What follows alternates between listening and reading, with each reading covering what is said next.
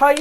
ചില സിനിമകളെ വലിയ താരനിരയോടുകൂടിയൊക്കെ തന്നെ ഇറങ്ങിയാലും തിയേറ്ററിലെത്തുന്ന സമയം കാര്യമായിട്ട് പ്രകടനം കാഴ്ചവെക്കാതെ പരാജയപ്പെട്ടു പോകാറുണ്ട്.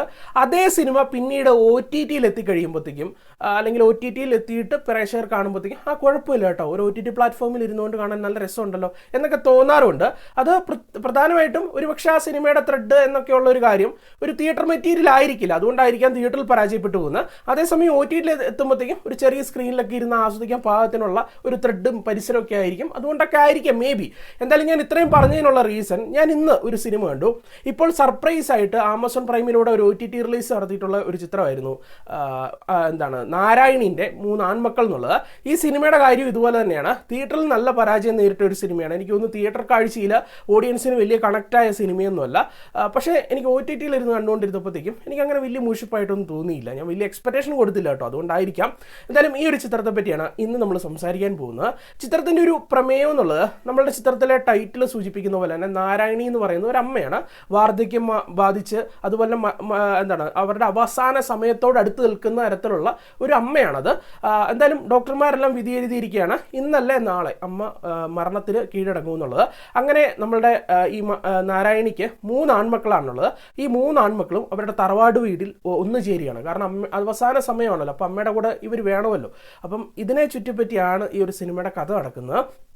സിനിമയുടെ കഥ ശരിക്കും പറഞ്ഞാൽ എക്സാക്റ്റ് ഇതുപോലെ തന്നെ ഞാൻ ഈ സമീപകാലത്ത് മറ്റൊരു സിനിമയിലും കണ്ടിട്ടുണ്ടായിരുന്നു. ഇതുപോലെ തന്നെ ഒരാൾ മരണക്കിടക്കയിൽ അല്ലെങ്കിൽ മരിക്കാറായി കിടക്കുന്നു, അങ്ങോട്ടേക്ക് മക്കളെല്ലാം ഒത്തുചേരുന്നു എന്നുള്ള രീതിയിൽ ഞാൻ ഈ സമീപകാലത്ത് തന്നെ ഒരു മലയാള സിനിമ തന്നെ ഞാൻ കണ്ടിട്ടുണ്ട്. പക്ഷേ ഏതാണെന്ന് എനിക്ക് പെട്ടെന്ന് ഇങ്ങോട്ട് പേര് പിടികിട്ടുന്നില്ല. പക്ഷേ ആ സിനിമയുടെ കഥയും കഥാപരിസരമൊക്കെ എൻ്റെ മനസ്സിലുണ്ട്. ഏതാണെന്നറിയാമെന്നുണ്ടെങ്കിൽ കമൻറ്റ് ബോക്സിൽ കമൻറ്റ് ചെയ്യുക. ഇനി പറഞ്ഞു വന്നത്, ഇത്തരത്തിലുള്ള പുതുമയുള്ള ഒരു സബ്ജക്റ്റ് അല്ലായിരുന്നു എങ്കിൽ കൂടിയും അല്ലെങ്കിൽ പ്രഡിക്റ്റബിൾ ആയിട്ടുള്ള ഒരു കഥയായിരുന്നു എങ്കിൽ കൂടിയും ചിത്രത്തിൻ്റെ തിരക്കഥ എന്നുള്ളത് അത്യാവശ്യം ഇംപ്രസീവായിട്ട് തന്നെയാണ് ചിത്രത്തിനുള്ളിൽ നിന്നിട്ടുണ്ടായിരുന്നത്. എസ്പെഷ്യലി ഈ ക്യാരക്ടർ ഡെവലപ്മെന്റ് എന്ന് പറയുന്ന ഒരു കാര്യമുണ്ടല്ലോ, അത് ഈ ഒരു സിനിമയ്ക്കുള്ളിൽ നല്ല രീതിയിൽ വർക്കൗട്ട് ആക്കി എടുക്കാൻ വേണ്ടി റൈറ്റർക്ക് സാധിക്കുന്നുണ്ട്. അതുകൊണ്ട് തന്നെ നമുക്ക് കണ്ടുകൊണ്ടിരിക്കുമ്പോഴത്തേക്കും നമ്മളും ആ ഒരു തറവാട്ടിലെ ഒരു അംഗമായിട്ട് തന്നെ നമുക്ക് ഫീൽ ചെയ്യും. അല്ലെങ്കിൽ ഈ കഥാപാത്രങ്ങൾ എന്താണ്, ഇവരുടെ ഇമോഷൻ എന്താണെന്നൊക്കെ തന്നെ എക്സാക്റ്റ്, അത് ഓരോ കഥാപാത്രങ്ങളെയും നമ്മൾ എടുത്ത് പരിശോധിക്കുകയാണെങ്കിൽ ഇവരുടെ എല്ലാ ഇമോഷൻസും എല്ലാ കഥാപാത്രത്തിൻ്റെ സ്വഭാവവും എല്ലാം നമുക്ക് എക്സാക്റ്റ് മനസ്സിലാക്കി എടുക്കാൻ സാധിക്കുന്നുണ്ട്. സോ അവരോടൊത്ത് നമുക്ക് ട്രാവൽ ചെയ്യാൻ വേണ്ടി സാധിക്കുന്നു എന്നുള്ളിടത്താണ് ചിത്രത്തിൻ്റെ ഏറ്റവും വലിയൊരു വിജയം എന്നുള്ളത്. എന്തിന് ഇപ്പം ഞാൻ പറഞ്ഞു, നാരായണി എന്ന് പറയുന്ന ആ ഒരു അമ്മ മരണക്കിടക്കയിലാണ്, സംസാരിക്കാനൊന്നും പറ്റിയല്ല, ഒരേ കിടപ്പാണ്, വേറെ ഒരു ചലനമോ കാര്യങ്ങളൊന്നുമില്ല.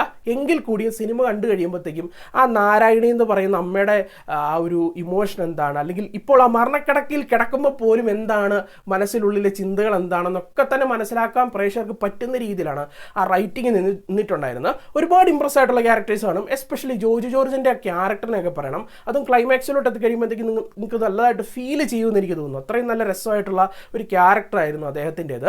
അതായത് ഒരു നിസ്സഹായ അവസ്ഥയുണ്ട് ആ ഒരു ക്യാരക്ടറിന്. അതൊക്കെ നല്ല രീതിയിൽ ഡെപ്തായിട്ട് തന്നെ എഴുത്തിലൂടെയൊക്കെ കൊണ്ടുവരുന്നുണ്ട്. കൂടാതെ ഈ ഒരു സിനിമയെ 2 രീതിയിൽ തരംതിരിക്കുക, അല്ലെങ്കിൽ 2 കാലഘട്ടത്തിലെ ആളുകളെയാണ് കാണിച്ചു തരുന്നത്. ഒന്ന്, ഞാൻ ഈ പറഞ്ഞ പോലെ തന്നെ അവിടെ മുതിർന്നവരായിട്ടുള്ള ആളുകളുണ്ടല്ലോ, ഈ 3 ആൺമക്കൾ, അവരുടെ വൈഫ്, അങ്ങനെയൊക്കെയുള്ള കാര്യങ്ങൾ, ഇവരെല്ലാം തന്നെ പഴയ കാലത്തിൻ്റെ റെപ്രസെൻറ്റേറ്റീവ്സ് ആയിട്ട് അല്ലെങ്കിൽ പ്രതിനിധികളായിട്ടാണ് സിനിമയിലൂടെ ചിത്രീകരിച്ചിരിക്കുന്നത്. സോ അവരുടെ ആശയങ്ങൾ, ഐഡിയോളജീസ് ഒക്കെയാണ് ആ ഒരു ക്യാരക്ടറിലൂടെ കാണിച്ചു തരുന്നത്. അതേസമയം ഈ ഒരു സിനിമയ്ക്കുള്ളിൽ 2 ചെറുപ്രായക്കാരായിട്ടുള്ള 2 ആളുകളുണ്ട്. ആ ഒരു ക്യാരക്ടേഴ്സിൻ്റെ കഥാപാത്രത്തിലൂടെ ഇന്നത്തെ കാലത്തെ ജനറേഷൻ്റെ ഐഡിയാസും അല്ലെങ്കിൽ അവരുടെ ഇമോഷൻസും കാര്യങ്ങളൊക്കെ അതിലൂടെയും കാണിക്കുന്നുണ്ട്. അപ്പം അതിലൂടെയൊക്കെ കുറേ സംഭവങ്ങളുണ്ട്, നിങ്ങൾ സിനിമ കണ്ട് തന്നെ മനസ്സിലാക്കിയെടുക്കുക. അപ്പോൾ അത്രയും നൈസായിട്ടാണ് ഈ സ്ക്രീൻ പ്ലേ എന്നിട്ടുണ്ടായിരുന്നത്. അതുപോലെ തന്നെ പെർഫോമൻസ് എന്നുള്ളൊരു കാര്യം ഒരു രക്ഷയില്ല. അത് കാസ്റ്റിംഗ് സെലക്ഷൻ എന്ന് പറഞ്ഞു കഴിഞ്ഞാൽ ഇങ്ങനെ നിൽക്കണം, അത്രയും അങ്ങനെ പറയാൻ പറ്റുന്ന രീതിയിലുള്ള ഒരു പെർഫോമൻസും ഈ ഒരു സിനിമയ്ക്കുള്ളിലുണ്ടായിരുന്നു. ഇപ്പോൾ ജോജു ആട്ടെ, ജോജുവിൻ്റെയൊക്കെ ഞാൻ പറഞ്ഞില്ല, ക്യാരക്ടർ തന്നെ വളരെ രസമായിട്ടാണ് നിൽക്കുന്നത്. ആ പുള്ളിയുടെ പ്രകടനം ഒരു രക്ഷയില്ലാത്ത രീതിയിലാണ്. അതുപോലെ തന്നെ അലൻസിയാർ, സുരാജ് വഞ്ഞാർമൂട്, പിന്നെ ഞാൻ പറഞ്ഞില്ല 2 ചെറിയ പ്രായത്തിലുള്ള ആളുകൾ ആ ഒരു ക്യാരക്ടേഴ്സിനെ അവതരിപ്പിച്ചിട്ടുണ്ടായിരുന്നത്.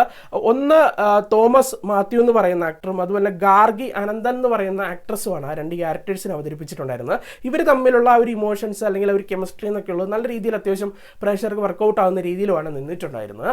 പിന്നെ പറയേണ്ട ഒരു കാര്യം, ടെക്നിക്കലി നോക്കിക്കഴിഞ്ഞാലും ഈ ഒരു സിനിമ നല്ലൊരു എക്സ്പീരിയൻസ് ആണ് പേഴ്സണലി എനിക്ക് നൽകിയിട്ടുണ്ടായിരുന്നത്. എടുത്തു പറയേണ്ടത് ചിത്രത്തിൻ്റെ ഛായാഗ്രഹണം എന്നുള്ളത് അപ്പു പ്രഭാകർ സാഗറാണ്, അതുപോലെ തന്നെ രാഹുൽ രാജാണ് മ്യൂസിക് എന്നുള്ളത്. ഇവർ രണ്ടിൻ്റെയും കോൺട്രിബ്യൂഷൻ എന്നുള്ളത് സിനിമയെ ഒരു പക്ക ക്വാളിറ്റി തലത്തിലേക്ക് നമ്മൾ കണ്ടുകൊണ്ടിരിക്കുമ്പോഴത്തേക്കും നല്ല ഒരു ഹൈ ക്വാളിറ്റി സാധനം, പൈസ മുടക്കി എടുത്തൊരു സാധനമാണ് കണ്ടുകൊണ്ടിരിക്കുന്നത് എന്നുള്ളൊരു ഫീൽ നൽകാൻ വേണ്ടി ഇവരുടെ ആ ഒരു കോൺട്രിബ്യൂഷൻ നല്ല രീതിയിൽ സാധിക്കുന്നുണ്ടായിരുന്നു. അതുപോലെ തന്നെ ചിത്രത്തിൻ്റെ എഡിറ്റിംഗ് വർക്കിനെ പറ്റി ഒന്ന് പറയണം. അത് ആ കളർ ഗ്രേഡിങ് കാര്യങ്ങളൊക്കെ നല്ല രസമായിട്ടാണ് നിന്നിട്ടുണ്ടായിരുന്നത്. മൊത്തത്തിൽ പറയുമ്പോഴത്തേക്കും ഈ സിനിമ എനിക്ക് വർക്കൗട്ടായെന്ന് പറഞ്ഞു കഴിഞ്ഞാൽ 1 മണിക്കൂർ 50 മിനിറ്റ് ദൈർഘ്യമുള്ള സിനിമയാണ്. ഞാൻ ഈ 1 മണിക്കൂർ 50 മിനിറ്റുള്ള ഈ ഒരു സിനിമയും ഞാൻ വലിയ മുഷിപ്പില്ലാതെ തന്നെയാണ് കണ്ടത്. ഓക്കെ, അത് ഞാൻ ഓപ്പണായിട്ട് തന്നെ പറയുന്നു. പക്ഷേ ഈ സിനിമ എല്ലാവർക്കും വർക്കൗട്ട് ആവുമെന്ന് എനിക്കൊരു ഡൗട്ടും ഉണ്ട്. അതിനുള്ള പ്രധാന കാരണം എന്നുള്ളത് ഒന്ന്, ഇതൊരു സ്ലോ പേസ് ഡ്രാമയാണ്, വളരെ സ്ലോ ആയിട്ട് കഥ പറയുന്നത്. സ്ക്രീൻ പ്ലേ അതുപോലെ സ്ലോ ആണ്. ഓക്കെ, ഈ ഒരു സിനിമയായിട്ട് നിങ്ങൾക്ക് ഒന്ന് ഇഴുകിച്ചേരാൻ വേണ്ടി തുടക്കത്തിൽ സാധിച്ചു കഴിഞ്ഞാൽ പിന്നീട് അങ്ങോട്ട് പിടിക്കാൻ പറ്റുള്ളൂ. ഇല്ലാത്ത പക്ഷേ ഈ ഒരു സിനിമ ഇതെന്തുട്ട് ലാഗ് പടമാണ് എന്ന് തോന്നുന്ന ഒരു സിനിമ തന്നെയാണ്.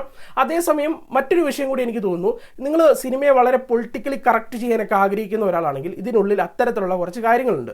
അതൊക്കെ വളരെ ഇൻകറക്റ്റ് ആയിട്ടൊക്കെ നിങ്ങൾക്ക് ഫീൽ ചെയ്യും. അപ്പോൾ അതുകൊണ്ട് നിങ്ങൾ സ്വാഭാവികമായിട്ട് കണ്ടു തീർത്ത് കഴിയുമ്പോഴത്തേക്കും ഈ സിനിമയിലൂടെയൊക്കെ എന്ത് നന്മയാണ് സമൂഹത്തിന് നൽകാൻ ഉദ്ദേശിക്കുന്നത്, അങ്ങനെയൊക്കെ ചിന്തിച്ച് നിങ്ങൾക്ക് പോയേക്കാം. എനിക്ക് പേഴ്സണലി നമ്മളങ്ങനെ എല്ലാ സിനിമയും അങ്ങനെ പൊളിറ്റിക്കലി കറക്റ്റ് ചെയ്യാൻ വേണ്ടി ശ്രമിക്കാറൊന്നുമില്ല.